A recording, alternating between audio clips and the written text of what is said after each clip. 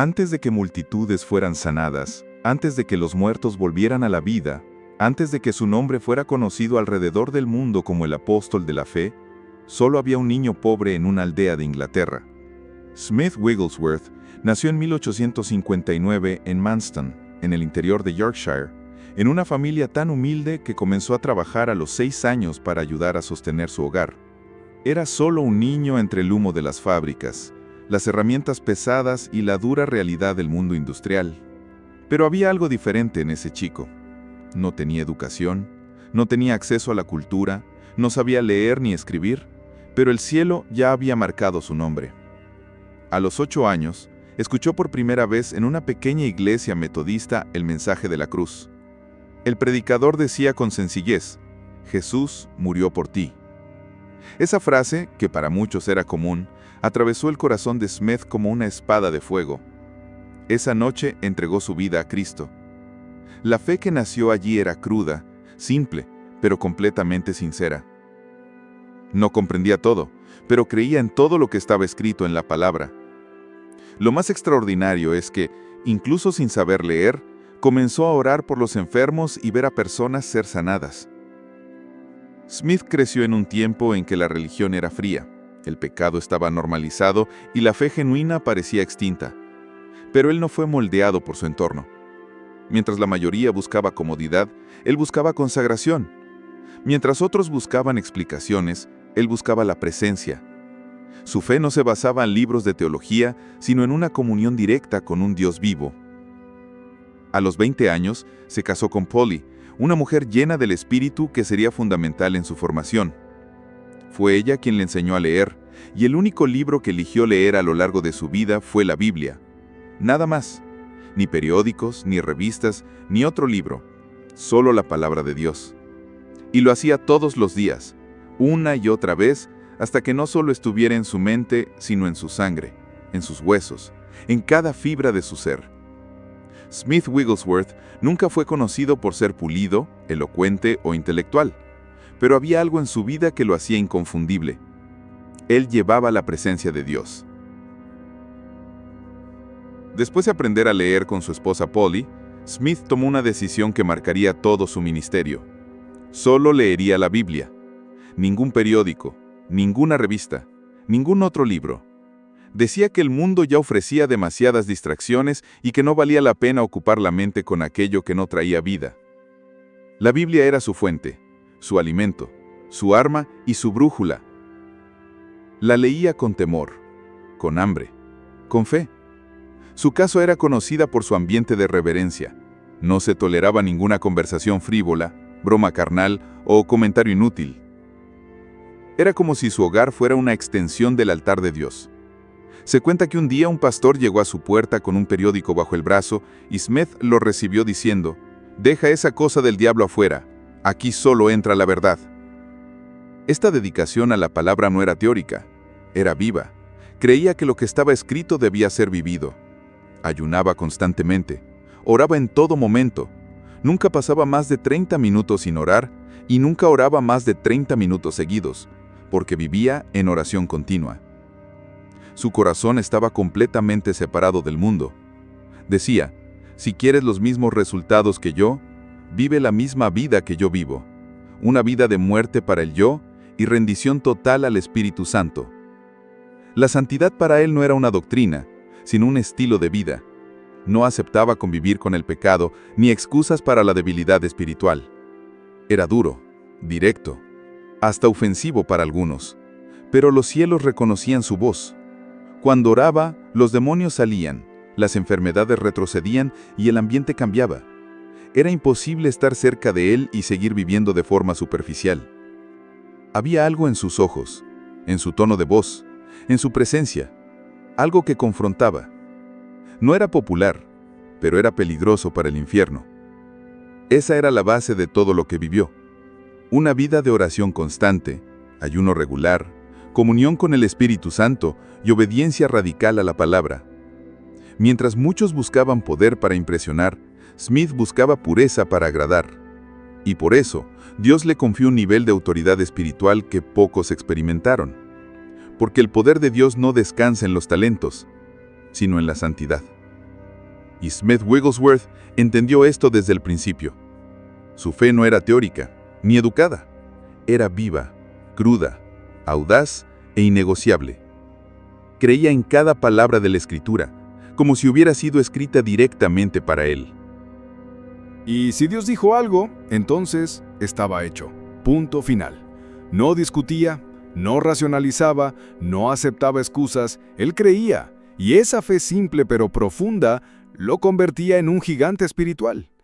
Decía, no me muevo por lo que veo, me muevo por lo que creo. Era conocido por expulsar la incredulidad del ambiente como una plaga. Si alguien decía, tal vez Dios no quiera sanar, él cortaba la conversación de inmediato. Su personalidad era directa, a veces hasta ruda. No perdía tiempo con conversaciones tibias o religiosidades fingidas. Cuando entraba a un lugar, traía el cielo con él o exponía el infierno que había allí.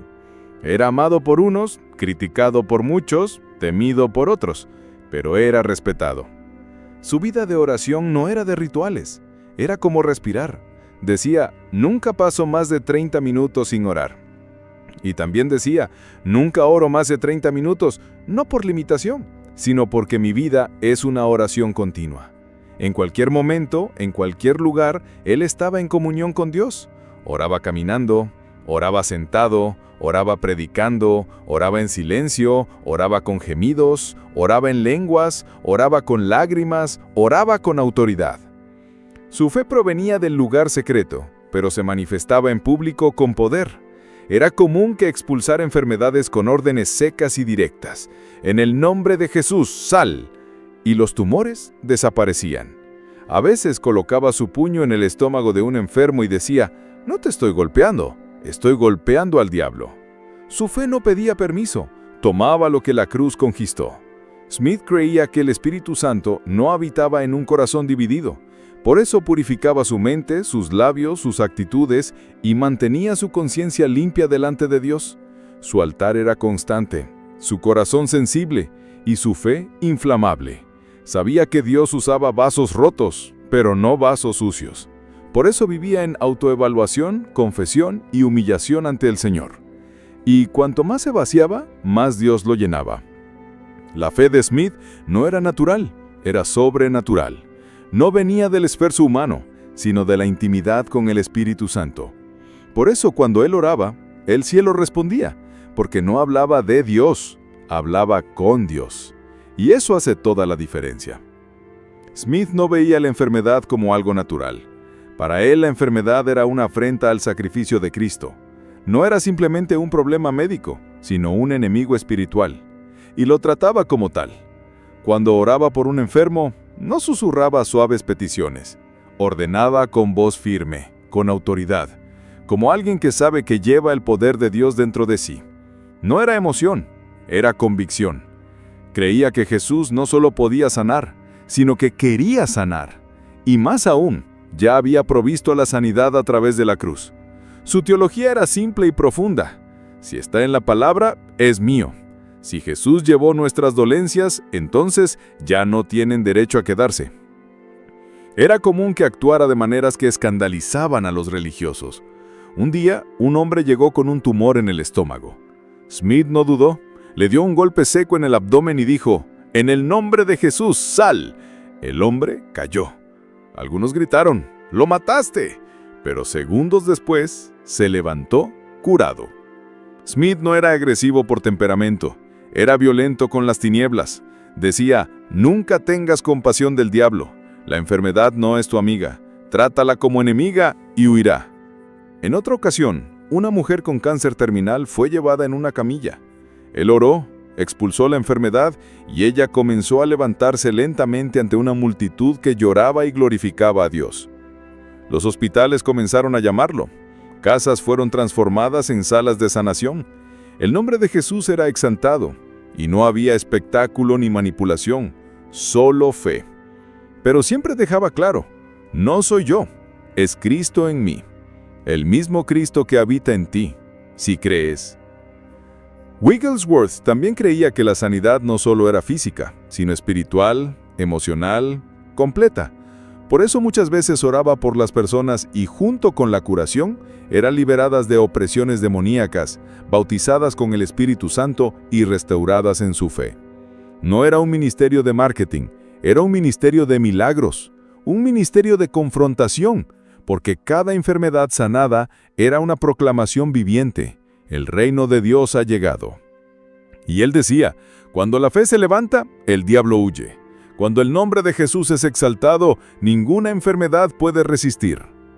Wigglesworth no aceptaba la gloria para sí mismo, siempre apuntaba hacia Jesús, porque sabía que el Espíritu que operaba a través de él estaba disponible para todo creyente que se entregara completamente. Y ese era su mayor deseo, que otros se levantaran con la misma fe, la misma santidad y la misma audacia para sanar a los enfermos en el nombre de Jesús. Wigglesworth no solo sanaba a los enfermos, enfrentaba la muerte misma con la misma autoridad. Para él resucitar a los muertos no era algo extraordinario. Era simplemente obedecer la palabra que dice, sanad a los enfermos, limpiad a los leprosos, resucitad a los muertos. Él lo creía como quien cree que el sol saldrá mañana. Y por eso los muertos se levantaban. Los relatos son diversos y algunos de ellos simplemente increíbles, pero para quien cree en el poder de Dios, nada es imposible. Se cuenta que una vez fue llamado a orar por un joven que acababa de fallecer. El cuerpo ya estaba frío. La habitación estaba en silencio, llena de luto. Smith entró, ordenó que todos salieran y se quedó solo con el cuerpo. Entonces hizo algo impensable. Levantó al muerto, lo apoyó contra la pared y dijo, «En el nombre de Jesús, camina». El cuerpo cayó al suelo sin vida. Lo levantó nuevamente, con lágrimas en los ojos y fuego en su voz. «En el nombre de Jesús, camina». Por segunda vez, el cuerpo cayó, pero Smith no se detuvo. Por tercera vez levantó ese cadáver y gritó con fe, «Te dije, en el nombre de Jesús, camina». El hombre abrió los ojos, respiró y comenzó a caminar. La habitación de luto se convirtió en altar de gloria. El llanto de la muerte se transformó en clamor de avivamiento. Relatos como este se repitieron muchas veces en su ministerio. Algunas fuentes hablan de 14, otras de 23 personas resucitadas a lo largo de su vida, y entre ellas estaba su propia esposa Polly. Cuando Polly falleció, Smith oró con tanta fe que ella volvió a la vida y abrió los ojos. Conversaron brevemente, pero luego ella dijo, «Smith, el Señor me está llamando, déjame ir con paz». Él respondió, «Si ese es su deseo, no puedo retenerte». Y ella partió. Él creía que si Jesús venció la muerte, los hijos de Dios también deben caminar sobre ella con autoridad. Decía, la muerte es una mentira cuando se enfrenta a la vida de Cristo, porque para él, la fe que sana es la misma que resucita. No hay división, solo hay un Dios poderoso y un nombre sobre todo nombre, Jesús. Smith Wigglesworth vivió como quien ya había muerto para el mundo y por eso no temía al final. Creía que hasta el último suspiro el creyente tiene autoridad para manifestar el reino. Y si Dios quisiera, hasta los muertos se levantarían de nuevo, porque la fe que habita en un hombre lleno del Espíritu Santo no reconoce fronteras, ni siquiera la del sepulcro. Smith Wigglesworth fue un hombre de fe, incluso antes de conocer el bautismo en el Espíritu Santo. Ya oraba por los enfermos, ya creía en las promesas, ya vivía apartado del mundo. Pero había algo que aún no había experimentado, la unción de poder que Jesús prometió. Solo después de mucho tiempo convertido y ya en el ministerio, tuvo un encuentro que cambiaría todo. Fue invitado a una reunión en Sunderland, Inglaterra, donde los cristianos estaban siendo bautizados en el Espíritu y hablando en lenguas. Al principio, él era escéptico. Lo consideraba innecesario, incluso extraño. Pero algo lo inquietaba por dentro. Un fuego que aún no se había encendido. En la reunión, vio a hombres y mujeres sencillos siendo llenos de gloria, siendo transformados, y su corazón comenzó a arder. Entonces se arrodilló y clamó, «Señor, yo también quiero». Esa noche, Smith Wigglesworth fue bautizado con el Espíritu Santo. Lenguas extrañas fluían de sus labios y una onda de poder invadió su alma. Después dijo, «En ese momento recibí una nueva unción. La Biblia se hizo viva de una manera que nunca había sido. Mi predicación cambió, mi fe creció y me convertí en un nuevo hombre». Después de ese bautismo, todo se intensificó. Predicaba con fuego. Cuando hablaba en lenguas, el ambiente temblaba. El Espíritu Santo no era para él una teoría, era una persona viva, real, presente. Decía, nunca subo a un púlpito sin orar en lenguas antes, porque quiero hablar bajo la unción y no desde mi inteligencia. Wigglesworth creía y enseñaba que el bautismo en el Espíritu Santo no era un lujo, era una necesidad. Era la diferencia entre caminar en lo natural y operar en lo sobrenatural. Y no solo hablaba en lenguas, también profetizaba. Varias veces durante sus mensajes interrumpía la predicación con palabras de conocimiento y discernimiento. Decía nombres, describía enfermedades, llamaba a personas del medio de la multitud. Él oía la voz de Dios con claridad. Una vez paró una reunión y señaló a una mujer al fondo de la iglesia. El Señor te está sanando ahora de un cáncer que los médicos dijeron que era incurable. Ella cayó en llanto. La semana siguiente trajo el examen. Ya no había tumor. También profetizó tiempos futuros. Dijo que habría un movimiento del Espíritu donde la palabra y el poder caminarían juntos, que el Espíritu Santo se movería con pureza y autoridad en los últimos días. Una generación llena de palabra, llena de espíritu y llena de fe. Wigglesworth anhelaba esa presencia. Cuando oraba en lenguas, el ambiente se transformaba. Un hombre entró una vez en su casa y cayó de rodillas, llorando, solo por estar cerca de él. El nivel de unción era tan palpable que las personas sentían convicción de pecado solo al estar a su lado. Decía, si estás lleno del Espíritu Santo, serás un peligro para el infierno y un canal de gloria para el cielo. Porque él sabía que el Espíritu Santo no vino solo para consolarnos, vino para capacitarnos, encendernos y usarnos para manifestar el reino de Dios con poder. Smith Wigglesworth caminaba con el Espíritu como un amigo íntimo, oía su voz, obedecía sus mandatos y dependía completamente de él. Y por eso, el mundo natural no podía explicar lo que hacía, porque lo que lo movía no era fuerza humana, sino el propio Espíritu de Dios en furia santa. Smith Wigglesworth vivió 87 años, pero el tiempo nunca fue capaz de apagar lo que Dios hizo a través de él. Murió en 1947, tranquilamente en una reunión de pastores, sin enfermedad, sin dolor, sin agonía. Simplemente partió como un hombre que cumplió su misión y escuchó desde el cielo, buen siervo y fiel. Pero su muerte no fue un fin, fue una semilla, porque el legado de un hombre lleno del Espíritu Santo nunca muere. Wigglesworth predicó en decenas de países, llenó auditorios, pero nunca buscó fama, nunca usó escenarios para promoverse a sí mismo, solo quería que Cristo fuera exaltado. Y toda su vida gritó esa verdad. Jesús aún sana, Jesús aún salva, Jesús aún bautiza con el Espíritu Santo y Jesús aún resucita a los muertos. Miles fueron sanados, cientos fueron liberados, vidas fueron restauradas, naciones fueron sacudidas, pero el mayor impacto fue invisible, el despertar de una fe viva en el cuerpo de Cristo. Él profetizó que en los últimos días el Señor levantaría una generación que caminaría en mayor poder, mayor gloria y mayor santidad que cualquier otra generación anterior. Dijo que veríamos la palabra y el Espíritu caminando juntos, y que esa combinación incendiaría al mundo con el mayor avivamiento de la historia. Esa generación, dijo, no dependería de nombres, placas o títulos. Estaría compuesta por hombres y mujeres comunes, pero totalmente rendidos. Personas que no aman sus vidas, que viven de rodillas, que conocen la voz del Espíritu más que la opinión de los demás. El legado de Smith Wigglesworth no está en libros, está en fuego, en fe viva en vidas que decidieron no vivir más en lo natural, sino operar en lo sobrenatural.